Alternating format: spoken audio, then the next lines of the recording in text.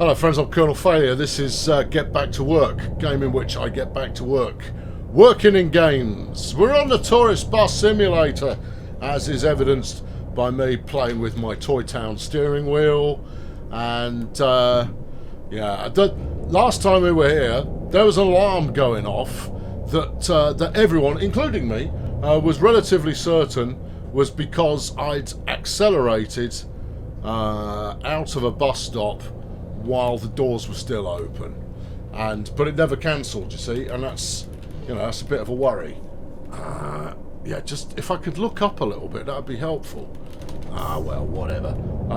Anyway, it turns out that was just a bug. That was just restarting the game, fixed the entire shebang there. So there's that. Anyway, I'm on my way back to. Well, I'm not going to headquarters actually. I'm heading out to the start of the next job, but the next job isn't for 24 hours.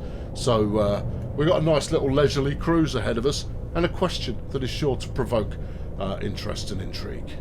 That's nice.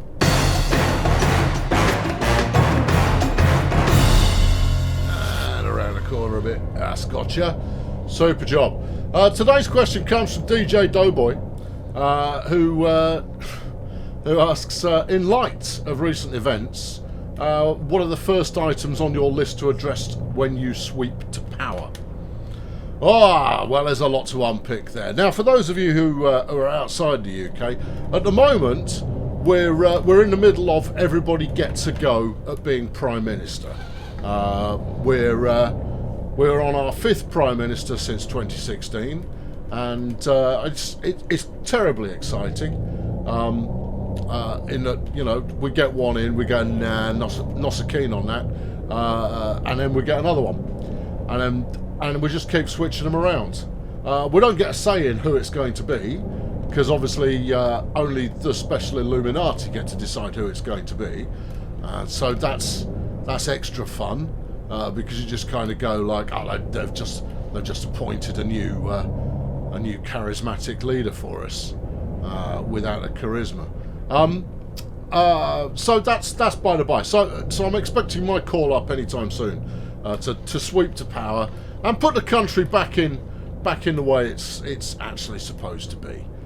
Now here's the thing, is that because I have no hope of ever being elected, I could possibly get elected maybe if I were to dedicate all my time into being the kind of right on local issues for local people politician who goes out and handshakes 24 hours a day, independently financed.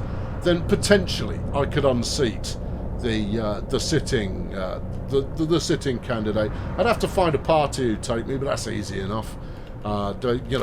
If you can string a sentence together, they'll usually have a go at it. The problem, shut up with your speeding. I'm only going as fast as the cars. What's your problem? Hold on, what's it trying to tell me to do here? I think it's trying to tell me to go over that bridge. I'm not convinced by that, but we'll do it.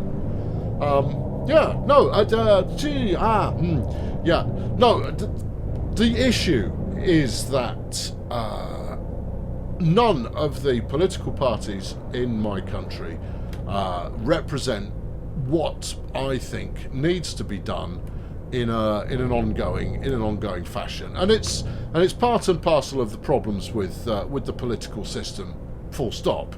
Is that you spend so much time. You didn't want me going this way. You're going to make me do a U-E up here. I don't want to come up here. This sat-nav was designed by a maniac. I digress, as is so frequently the case. So I've got time to kill. I can completely rocket around this roundabout at an implausible speed. There we go. Right. Where do you want me going? Why did you bring me off here only to try and put me straight back on the same road? Bunch of ruddy clowns. Never mind. What now? I couldn't tell you. The problem with politics as it exists at the moment is that nobody ever legislates for anything beyond the next electoral term, because the thing that matters most is staying in power. Now, I mean, they talk about the first 100 days of a new prime minister or a new president or a new whatever being in charge, because it's deemed that that's about as much time as you've got to actually make a difference. You put stuff in place and then follow through on that, and that's probably about your lot. And then while you're in power, something that was unexpected rocks up, and your entire legislative agenda goes out the window. But fundamentally, your biggest concern is getting back in again, getting to stay in the big chair and yell at people who sit over the other side of Parliament. Right, okay, that's one thing that I'm going to do for starters, right, is... so now, hold on, I'll finish that thought. So the only way in which I would take on control over the country is as a dictator. Yeah, I've got no interest in doing it democratically, none whatsoever, because if I've got to get re-elected, then I'm going to have to do all of that mediocre halfway house, can't rock the boat too much stuff that you've got to do in order to get back in again. You can't upset people. Rupert Murdoch has got you by the short hairs anyway, and therefore your hands are largely tied vis-a-vis what you're able to do. So the only way that I'd get in would be as a dictator at some point, at which point I would go out and find the smartest people in the country in each of the varied and many disciplines that go into running a country, and I would have those people as my advisory council. They advise, I call the shots, everybody's happy, everybody wins. So let's say hypothetically this has happened. What would I address first? Now, as you know from previous videos, I am a sandal-wearing, tofu-eating, environmentally friendly, except I'm really not, greenie, right? I'm an environmental friendly person, and that's only because it is the single most important thing that we as a species have to deal with, and we're not dealing with it. Now, I am currently ignoring the sat-nav because, no, I need to see it. I've also got it wrong. Hang on, let's call up the map. Yeah, because it wouldn't allow me to set the direction for where I actually want to go. I want to go up here, and I mistakenly thought I could do it over here.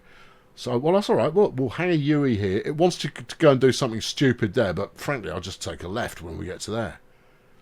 I want to go up here. It wouldn't allow me to set this as a waypoint, see? It only allows, go to a steak restaurant and all that kind of business. So, I don't know what to tell you. You know what? We could park up here. Yeah, let's park up at Casino Octario. Well, whatever. Let's just get on with it. Yeah, so, being a wishy-washy environmentalist, what I would try and do is I would attempt to get that sorted. And I think I mentioned this in a previous video as well, is that there's an awful lot of, well, if China aren't going to do it, why should we? And you kind of go, because someone's got to lead, and it might as well be us. And frankly, if we can be energy independent and all of that kind of caper, that's a good thing anyway, right? Because you've still got setting fire to things as a course of generating energy as a fallback position if it turns out that using renewable stuff wasn't really important anyway. And you go, well, okay, I've discovered the Salt Museum. I mean, how riveting can that be? Yeah, I mean, I wonder what the gift shop sells. Yeah, use the sandbags as a parking choice. I've got some clown parked behind me. He's going to want to get out of the way. There you go. Yeah. Never get too close to the back of a bus. You never know when they're going to pull this kind of manoeuvre. Oh, it's not sandbags, it's a little stone wall. Oh, yeah. Fair enough. Alright, so twofold. Alright, twofold is the first item on the agenda. Number one is every single house in the country is going to get properly insulated. at the cost of however much. Don't care, because leaking energy into the atmosphere, that does you no favours whatsoever. Oh, I should probably talk about my 3 pillars for a just society. Oh, yeah. But maybe we'll get there in a minute. And then secondly, we're going to put solar panels on the top of every single roof, and this is going to come at a cost of a lot, and we will do it on the nation's dime. This will all be owned and operated by the nation. It's going to be a nationalised industry, and you will still have to pay an electricity bill in the short term, but it's as a nationalised industry. Yeah, I think you've made a bum steer here, son. No, I haven't. No, I haven't. It's because everything keeps crossing over itself. Oh yeah, okay. Yeah, good. Now you've got your lay-by for the camera point here. You could go and hang it in there if you like. No, I think I reckon I could safely make the bus stop from here. I don't think I'll get lost again. Right, so insulate all houses, solar panels on the top, and that will absolutely radically slash. I mean, yeah, you've got to come up with all the stuff in the first place, but it will radically slash the amount of energy being used. Because the first pillar on my 3 pillars of a just society is that everyone has free power. That's where we're working towards. We're getting towards a point where you don't pay for power at all, and there's no point in giving people power if they're just going to throw it away. So we do that in a way that makes sure that everyone's got it. Yeah, this is obviously rule 0 in the Just Society rulebook. I think you've missed your turning. I almost certainly have. Well, take this next left, and then swing it around. It's because I get caught up in what I'm talking about, and not in actually following the snav. Yeah, so that's number 1. Number 2 on the everybody gets a fair shake rule book list is everybody gets free transport. That was all him.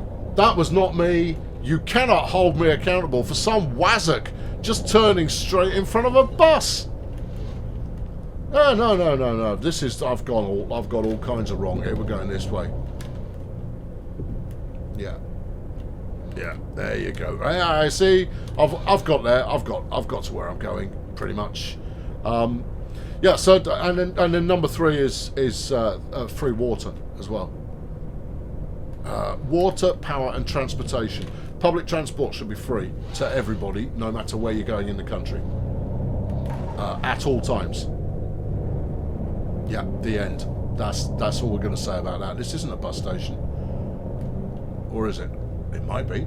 I don't know. It looked like it was on the map. No, I think you wanted that bus stop that you drove past a minute ago. Oh, curious. Yeah. Should we have a look down here anyway? Yeah, let's have a look down here anyway. Well, what the heck is this then? Suburbs. It's grisly, is what it is. Yeah, so a roof over your head, free power, free water, and transportation to get to where you're going. That's the fundamentals of what I consider a just society. And that's before I get into national service. Oh, let's do that as well. National service. Everyone, no exceptions, between the ages of 18 and 21 owe the country 3 years of national service. If you come from an incredibly rich family, you can buy your way out. Yeah. At a cost of £2.5 million a year. Yeah. Not so rich that you can opt out? Fine. Then instead, you get assigned to one of many national projects, none of which are military, all of which are country infrastructure. You might be working on helping to repair the roads. You might be working on insulating a whole bunch of houses, or setting up solar panels. That's where my workforce is going to come from. Will you get paid? you'll get a small amount that'll come out of your. I mean, you have to do this. This is service guarantee citizenship, right? Because as a citizen, we also have universal basic income. We'll switch that on, but you've got to earn it, and you earn your UBI allowance by serving the country for a bit. If you serve the country will then serve you. That's basically the rules there. I'm fairly certain it was up here. You know what? I'm not gonna turn here. I'll turn at the next one. I'm making a bit of a meal. Oh, there you go. This will do. Well, I think this is actually what you were looking for. Ah, mayhap it was. All right. Then we'll park on up, and then we'll skip forward by 24 hours. All right. What do you want? Take it out of gear? Yes. Put the brake on. Sound. Good. Right. Bring up the old whatnots, and then go to the Calonde, and then we want to skip forwards. It's 12 o'clock tomorrow we want. So if we do 12 hours takes to 3 o'clock in the morning. Yeah. 20 hours takes us to 3 o'clock, 11 o'clock, 11:39. I'll take. That's just going to let me know. Choose the time that I want to be woken up. All right. Well, if we're let's do that. There you go. Perfect. Right. Where am I going? I don't know. Okay. Well, look. Get your job list up. Job lists. Point that in. Yeah. I think we're there. You know. We are there. It suggests either side of the road would be acceptable. Well, in that case, we are there, surely. I don't know. All right, yeah, well, I mean, let's say we are, and if we're not, we'll turn around and look the other side. There's no one there. It's the other side. Oh, for crying out loud. Yeah, okay, all right, fine. Yep. Follow the navigation to the next destination, the other side of the road, son. Yeah, I got you. All right, let's rock and roll.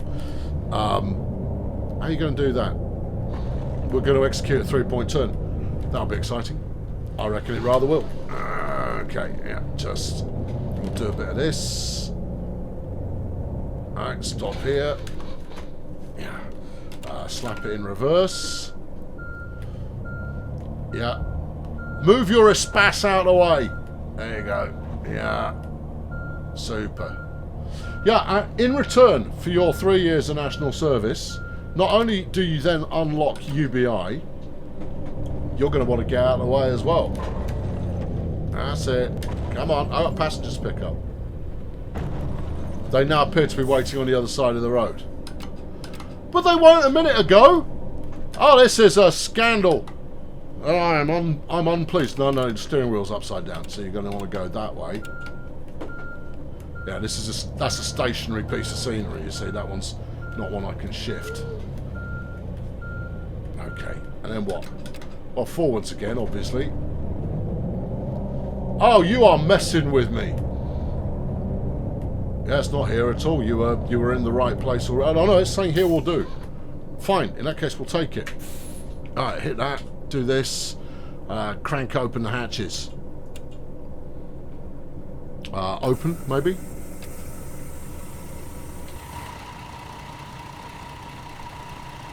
I don't think we're on a winner. No, look at all of those touristicas over there. We're not on a winner. Alright. Close the hatches. Hatches closed. Alright, okay, fine. You were right the first time. Well, it could have done me a ruddy favour on that front. How are you going to turn around for this? We'll go around the block. Okay. You sure this is a block? Yeah, certain. Alright, okay, fine. Yeah, thrash it. I am thrashing it. That's it. Get up behind this Merc. Yeah. Oh, I discovered a tapas restaurant. Sweet. Okay. Right, let's go. Yeah. So if you do your 3 years of national service, you can then go straight into higher education where there will be no fees for it. If you choose not to do that and go into the workforce, well, your UBI's locked in, son. So go for your life. And rest. Take it out of gear, put that on. Hatches open. 5. Yeah. Hatches. Go. Go. Alright, look up. And then check to see that we've actually got passage. We've got passage. Passage is occurring. Yeah. And now, why? Why is... I mean, I would say that actually my my approach for national service is actually the most important thing. Because, firstly, you need different socio-economic groups to actually get to know each other a little bit. The one thing that will make us all better as a species is if we're not quite so afeared of people we don't know. And the best way to get to know people is force them to work together in some kind of team. Now, this is obviously, this is something that's obviously going to need administrating. So you've got, you've got your team leaders, and you've got your trainers, and you've got your administrative functions, and all of that kind of stuff that will be done by people who are not within the programme of national service itself, but instead of just government employees. There's an endless number of gigs we can get them doing, from litter picking to rebuilding schools and hospitals and all of that kind of caper. But it's all wholly owned by us, we, the undersigned. And you'll make friends in doing this, which is great. Friends from weird and different backgrounds to yourself, while at the same time, because you've helped build the country, you will be less inclined to then wreck it. That's the theory, anyway. It's the difference between rented accommodation and accommodation you own. If you were renting the place, you're not too fussed about destroying it, except that it'll detract from your deposit coming back. Whereas if you own the place, you're more likely to look after it because it's yours. Yeah. That's the thinking anyway. So it should provide enough jobs for everybody, and at the same time improve the meshing of people with one another. That's the thought. It would be fun to find out anyway. Wouldn't it be fun to find out? But because I go back to thinking about when the railways were built. Now, when the railways were built, we brought a legion. So this is back in the 19th century, right? We had a legion of Irish navvies who were building our railways for us, along with whatever other conscripted workers we had going on building them. And we built loads in a really short amount of time. And we could certainly do that again with sufficient workforce, except that we've got the problem that China doesn't have. And the problem that China doesn't have is private ownership of land. Yeah, no, it's difficult. You'd have to compulsory purchase all over the place. If China decides they want a high-speed railway going from point A to point B, they go in a straight line wherever possible, and anybody whose house happens to live in that straight line kind of goes like, "Get out of your house." And there's no speak of compensation other than, "We'll give you another house that you can go and sit in." And I go, okay, well, okay, greater good and all of that. But as a result, China's been able to build a massive high-speed network in no time at all. So yeah, free transport, free power, free water. That's what we're aiming for. And nationalise as many services as possible that are needed by everybody. Kind of go, that sounds a bit like communism. I go, it is a bit like communism, but it's not communism. But you'll be a dictator. Are you not a communist dictator? Yeah, little bit, yeah, maybe. Yeah. Are you an actual commie? I kind of go, no, but I can see the benefit in some of it. The problem with communists and dictators, generally speaking, is they're wrong-uns. I don't speak on behalf of all of them, but quite a lot of them are wrong-uns. And you see, I know that I'm not a wrong-un, mostly. You kind of go, well, what are you wrong about? I go, I don't know yet. Someone will tell me at some point. But while I'm keeping my head down, and not actually in charge of the country as a dictator, then I can think whatever I please. Yeah. Yeah, there you go. So there you go, Doughboy, there's your answer. Maybe not the answer you were expecting, but it's the answer that I'm giving. And therefore that's the... whoa, gently does it. I wasn't even full brakes there. Let's just stick it in casual. And we've got a drop off. No, we've got a secondary pickup coming up. Well, that sounds to me like a good place to wrap things up for this particular episode. I rather agree with you. Well, this is fortunate because that's what's happening. Right, in we go. Indicators. Safety first. Alright, there you go. I've been Colonel Failure. This has been Get Back to Work. Thank you, DJ Doughboy, for your question. I hope it floats your particular boat. And I'll be back soon with more adventures on the high trails of the Tourist Bus Simulator. Thanks for watching. Cheerio.